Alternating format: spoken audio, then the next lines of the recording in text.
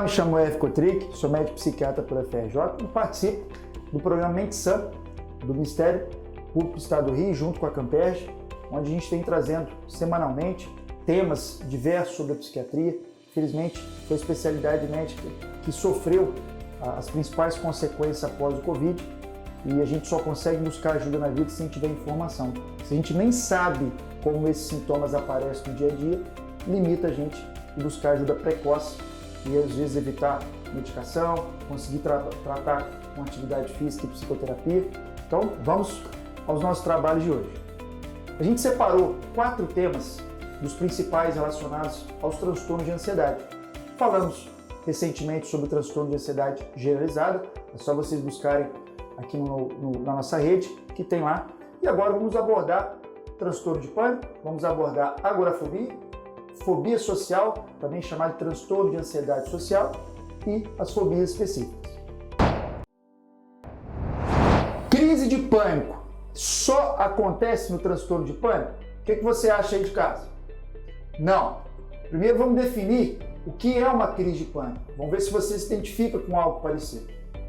A gente tem no componente de ansiedade dois componentes principais. Os componentes mentais, que é aquela percepção de estar nervoso, aflito, de que as pessoas estão percebendo que a gente está angustiado, e tem as manifestações físicas. Como assim manifestação física? O nosso corpo ele é completamente interligado com o cérebro. Se a gente sair aqui para tomar um café e Deus me livre e tiver um assalto, tomar um susto, vocês concordam que antes de a gente raciocinar o que está acontecendo, já dá um frio na barriga, né? A gente sente aquela sensação gelado, ou seja, uma manifestação corporal. Então, temos vários. A gente tem, por exemplo, sintomas cardiológicos, a angústia, pressão no peito, coração acelera, posso ter dormência, extremidade fria. Temos os respiratórios, sensação de que o ar faltar, bolo na garganta ou a própria falta de ar. A gente tem outros sintomas como a dor de cabeça, a cefaleia, as manifestações gástricas, aquela quentura ou um calafrio sem ter mudança de temperatura. Tem duas sensações que eu vejo no meu consultório, não sei se aconteceu já com você, são muito desagradáveis, que uma chama desrealização, a outra chama despersonalização. O que é isso? A gente, já viu quando às vezes você pega o carro, chega em casa e fala assim, poxa, eu nem lembro o caminho que eu fiz, parece que eu estava tão preocupado aqui com um determinado problema. Então você entra numa vivência muito específica, é como você não registrasse muito bem os outros estímulos do ambiente. Então na desrealização, na despersonalização, tem um pouco a ver com isso, que é o quê? Daqui a pouco você está tão ansioso, dá um clique, parece que você está meio aéreo, meio automático, você está meio longe, meio que num sonho, você sabe que você está ali, mas parece que você está sem controle total, e daqui a pouco você volta. Quando é ligado a si, chama desrealização, despersonalização, quando é ligado ao ambiente, é a desrealização. Então isso são sintomas que a gente chama de sintomas físicos de ansiedade. Agora vamos ponderar como é uma crise de pânico, que é um nome feio, mas podia chamar crise de caneta, de estojo. Não se liga no nome. Se a gente pudesse paralisar, começa no pensamento. Ih, alguma coisa ruim vai acontecer, eu vou perder o controle, vai vir uma tragédia, eu vou enlouquecer. E quase automaticamente, só para ficar didático, vem pelo menos 4 dessas sensações físicas que eu acabei de citar. Num crescente, vai crescendo, atingindo um pico em até 10 minutos de média, podendo durar de 20 a 30 minutos. Assim é definida uma crise de pânico, culturalmente também chamado como crise de ansiedade. A crise de pânico não acontece só no transtorno de pânico. Inclusive, nos 3 transtornos que eu vou falar daqui a pouco, essa mesma crise pode acontecer. Porém, existe uma diferença muito grande em relação ao transtorno de pânico. Mas a crise é a mesma. Então você que está em casa, se identificou com essas reações, não tem bola de cristal, não tem coincidência. Eu nem te conheço. Então se você identificou que você apresentou essas sensações, busca ajuda para o médico poder confirmar ou descartar a sua suspeita. Mas se você nem sabe como ela aparece, como é que você vai buscar ajuda? Não sabia, que agora o Mente Sã está aqui justamente para isso, para te ajudar com as informações corretas. Vamos começar pelo transtorno de ansiedade social, também chamado fobia social. Primeira coisa, como que a gente difere uma pessoa que é tímida como característica da personalidade de uma patologia médica, de um transtorno de ansiedade social? Primeiro, que se é característico, vem desde sempre. Então, desde sempre, na formação da personalidade dele, tem essa característica de ser tímido. Quando é uma patologia, ela vai aparecendo ao longo do tempo. A primeira orientação que eu dou. Segundo, se eu estou falando de uma patologia, ela consegue ser melhorada, por exemplo, com medicamento. Transtorno de personalidade ou característica de personalidade, não. Quem trata é a psicoterapia, por isso que o tratamento é em conjunto. Mas vamos lá, vou dar algumas orientações até o final do vídeo, vocês vão conseguir olhar para o seu filho, para o seu sobrinho, para ver se bate um pouco com o que eu estou passando para vocês. No transtorno de ansiedade social, o medo excessivo, o medo aterrorizante, ele não é proporcional, não é explicado culturalmente pela maioria das pessoas, essa sensação de desespero, de medo que ele tem. Medo de quê? Medo de situações sociais. Isso é transtorno de ansiedade social. E nós temos três. Temos a relacionada à observacional, temos a relacionada ao desempenho e temos a relacionada à interação. Já vou explicar. Então parte do princípio que ele já acorda com medo de se relacionar. Como que a gente espera uma pessoa dessa crescer na vida em relação à parte de trabalho se não tem como você não se relacionar? Seguindo, vamos lá. Esse medo excessivo, disfuncional, não ligado ao que possa ser explicado por qualquer outra pessoa, ele, na antecipação de uma atividade social ou na presença dela, ela pode ter exatamente os sintomas da crise de pânico, que foi citado hoje e está lá dentro da nossa rede social. Volta lá e vê. Porém, ela só acontece na antecipação dessa situação social ou na presença dela. Exemplos. Vou dar muito exemplo para vocês, pessoal, para vocês verem como que essa complexa literatura da psiquiatria aparece no nosso dia a dia. Se eu estou falando de interação, eu estou falando de quê? Puxar assunto, quando alguém vem te perguntar alguma coisa, você conversar com uma pessoa desconhecida, você tentar uma relação de namoro. Pensa, a pessoa, na antecipação disso ou na presença, ela tem uma crise de pânico. Então, as relações sociais dela, elas são muito prejudicadas por uma patologia que tem tratamento. Então, é difícil a pessoa ter um relacionamento pessoal, é difícil ela ter amigos por conta de uma patologia que podia ser tratada. A gente tem as observacionais, que é o quê? É aquela pessoa que está sendo vista por pessoas desconhecidas, assinando cheque, num banheiro público, comendo na frente dos outros, ela não consegue, porque ela vai ter essa crise de pânico, uma sensação iminente de morte. E as de desempenho. Por exemplo, eu tenho que fazer uma apresentação em público para pessoas que eu desconheço. Nos dias anteriores e na presença dessa situação, o meu nível de ansiedade vai crescendo a ponto de eu poder ter uma crise de pânico. O que eu começo a fazer? Começo a evitar compromisso, começo a evitar propostas de trabalho.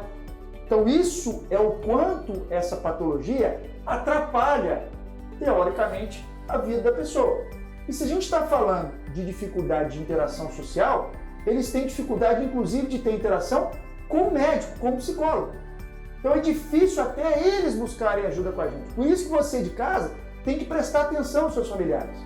Geralmente, quando eles vêm buscar ajuda, vem por quê? Primeiro, porque eles acabaram deprimindo, o que é um fator de risco muito grande para a depressão, essa dificuldade de interação social. Aí ele busca pelo quadro depressivo.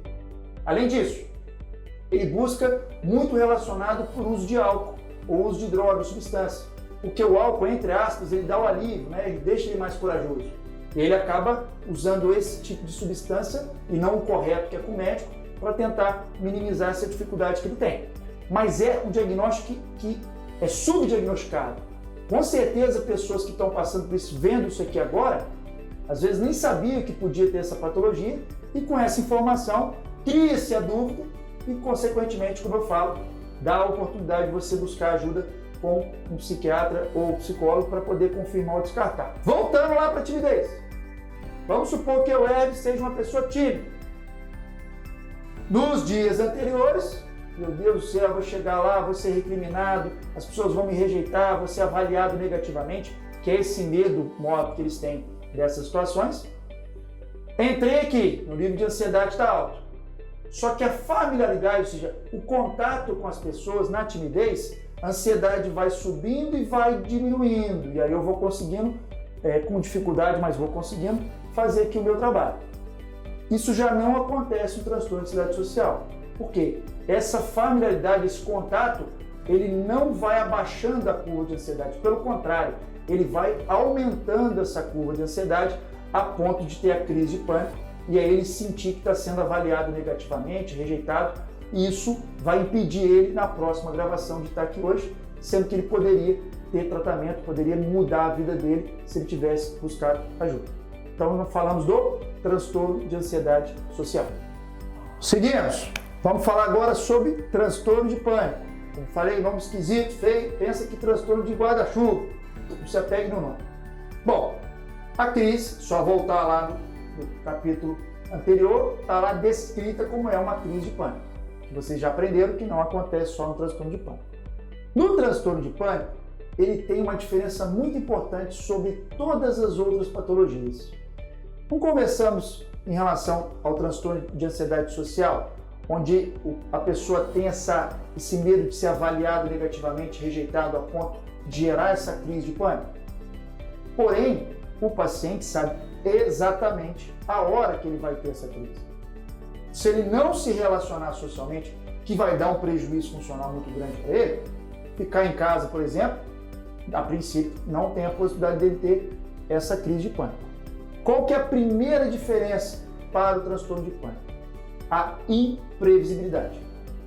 O paciente não consegue saber a hora que essa crise vai aparecer. Então ela pode aparecer aqui, eu fazendo a gravação, pode aparecer eu tomando banho, pode aparecer eu no restaurante. E essa imprevisibilidade é o que gera um maior prejuízo funcional, uma maior angústia. Na prática, vejo meus consultórios, no consultório, o paciente tenta até fazer essa correlação. Eu acho que foi ali que aconteceu, mas na prática isso não é possível, ou seja, ele não consegue de fato ter esse controle, como por exemplo o transtorno de ansiedade social. Seguindo, a pessoa teve essa crise de pânico. A primeira, a gente entende que ainda não é um transtorno de pânico, porque pela literatura você tem que ter mais de uma por mais de 30 dias. Pontual, teoricamente, pode ser por um dia difícil que você ter. Minha orientação, nessa primeira crise de pânico, principalmente com sintomas cardiológicos, a nossa vida não é um cérebro, né? É um ser humano. Você deve marcar, oriento você marcar o seu cardiologista, ir numa emergência, porque pode ser em alguns casos infarto. Tanto é que na psiquiatria a gente vai descartar causas comuns, como cardiológicas, por exemplo, por exclusão, chegar no diagnóstico da psiquiatria. Então, na dúvida, busque emergência para você ser avaliado. Mas isso foi começando a acontecer frequentemente. Você fez os exames, descartou nenhuma alteração no coração, por exemplo, e essas crises começaram a ficar cada vez mais o quê? Mais próximas, mais intensas e durando mais. A partir disso, a vida desse paciente passa a girar no medo de ter novas crises. Por exemplo, está sentado vendo televisão, o coração dá uma acelerada, acho que vai vir a crise. E alguma coisa ruim vai acontecer. Pronto, perdeu ali o filme que ele estava vendo lá com o companheiro dele. Está numa reunião, vem uma sensação de um calafrio, que é um sintoma físico, vou passar mal. Acabou a sua concentração na reunião. Então, é como se ele ficasse vigilante, se monitorando a qualquer pequeno estímulo do corpo, onde isso pudesse iniciar uma crise de pânico. Imagina uma pessoa viver nessa prisão, onde ela não está mais preocupada com a vida de trabalho, social, está preocupada em não ter crise. Gira em torno disso. Olha como a qualidade de vida dele vai lá embaixo, sendo que tem tratamento. Seguindo, qual outro critério muito relacionado, faz parte inclusive? Ele passa a mudar o comportamento dele pelo medo de ter novas crises. Do tipo, eu não vou sozinho lá em determinado lugar, porque vai que eu tenho uma crise e eu não tenho ninguém para me ajudar. Eu não vou na reunião lá, porque vai que eu tenho uma crise, passo vergonha e as pessoas percebo que eu estou ansioso. Eu não vou ficar sozinho em casa, porque pode acontecer também em casa, porque vai que eu passe mal, desmaie, dessa vez seja a pior crise e não tenha ninguém para me ajudar. Então você começa a criar uma dependência de outras pessoas para viver. E, como eu falei, nos transtornos de ansiedade é muito comum, com o avançar deles, sem o tratamento, você gerar outras patologias associadas, principalmente o transtorno depressivo, ou seja, o paciente vai entrando também num quadro depressivo, e o uso de autossubstância, porque, como eu falei, o uso de autossubstância, ele momentaneamente alivia essa sensação, só que daqui a pouco ela volta, e aí começa a ter um potencial de ficar dependente desse álcool, dessa substância, para poder aliviar essa situação dos sintomas que ele está sentindo. Se você que está vendo o vídeo se identificou com essas características, lembra que eu não te conheço. Eu não sei quem está aí vendo. Como é que eu vou traduzir certinho o que você está sentindo? Porque, como a gente falou em vídeos anteriores, a nossa área a gente chama de transtorno e não doença, porque não conhecemos a causa. Não é um vírus, uma bactéria que eu consigo definir visão. É multifatorial. Inclusive, você pode estar no melhor momento da sua vida, ter herdado um gene, um familiar, um pequeno estresse fez ele expressar e você começar a apresentar esses sintomas. O que isso tem a ver com ser fraco, ser forte? Não, você não tem como Deus, manda para mim na tireoide um gene, você não escolhe onde aparece. Mas pode ser diferente. Não herdei o gene, pelos fatores estressores fizeram o gene expressar e os sintomas aparecerem. Ok, mas você não tem como abrir a mente dessa pessoa para ver a hora exata que isso aconteceu, para correlacionar o que ele estava passando lá. Por esse fator, chama-se transtorno não doença. Por esse fator não temos o exame laboratorial de imagem. Mas não tem coincidência. O índice de confiabilidade do diagnóstico de psiquiatria bate 70%, às vezes 90%. O que é o índice de confiabilidade? Aqui no Japão, nos Estados Unidos, 7, 9 cada 10, quando tem esses sintomas, vão se apresentar da mesma maneira. Porque isso já foi estudado na ciência. Então não é um achismo, não é subjetivismo. Tem um critério médico, que é clínico. Portanto, se você se identificou, aqui, como eu falo, não é uma consulta médica, aqui é a psicoeducação, é mostrar para vocês como esses sintomas aparecem na prática, para que você busque o mais rápido possível ajuda, melhore sua qualidade de vida e evite essas complicações.